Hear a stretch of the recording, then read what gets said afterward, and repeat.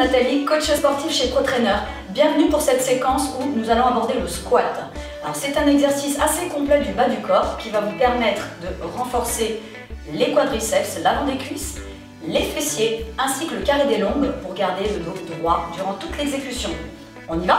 Alors voici l'exercice de base concernant le squat. Vous allez positionner les talons dans la largeur de vos épaules avec les pointes de pied éventuellement un petit peu en ouverture, légèrement. Vous gardez le dos droit, le menton à l'horizontale.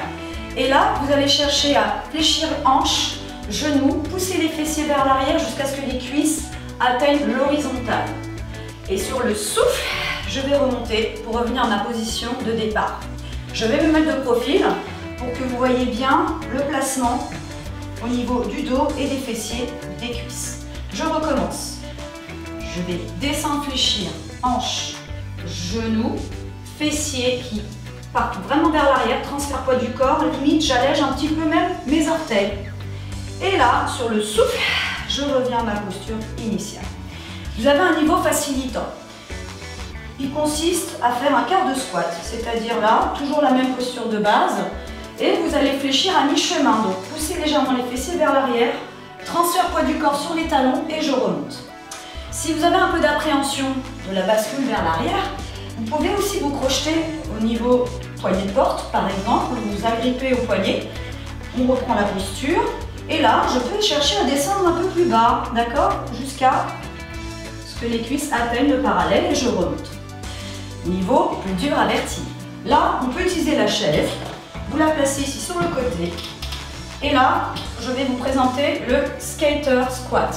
On se met en appui sur un pied, ce qui va créer un déséquilibre. Donc là, on place le dos correctement droit, le menton horizontal, et là, je vais descendre sur un appui, la jambe fixe derrière, poids du corps également sur le talon, et je souffle. On peut le faire sans chaise. Si on est bien stable, je laisse descendre et je remonte. Niveau plus, un peu plus difficile. Alors là, ça demande vraiment une bonne mobilité au niveau de la cheville, du genou et de la hanche. Ça s'appelle le pistol squat. Attention, ici, on place le pied devant, dos droit toujours au départ, et là je vais descendre, le pied plein, le pied reste à plat, jusqu'à ce que ma jambe arrive parallèle au sol, et je remonte. Plus dur, gros travail coordination, équilibre, sans la chaise. Et je mets du souffle pour remonter. Voici les 3 erreurs à éviter. La première, lors de la descente, les genoux qui rentrent vers l'intérieur. Aïe, attention là, au niveau des articulations, les rotules, les genoux ne vont pas apprécier. Gardez toujours l'alignement genou-cheville. Deuxième erreur à éviter, je me mets de profil. Lors de la descente, ici, il y a les talons qui vont décoller et les genoux qui vont s'avancer jusqu'à cacher vos orteils. Donc là, le repère, lorsque vous descendez, toujours sentir les pieds à plat et visualiser le bout de vos chaussures. Troisième erreur à éviter, au niveau du dos.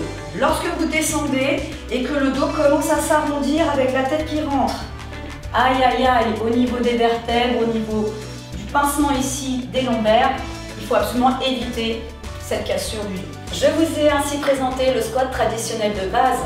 Il existe bien sûr d'autres variantes que vous pouvez découvrir sur notre site ProTrainer et ou bien sur les liens Facebook, Instagram et YouTube. À très bientôt!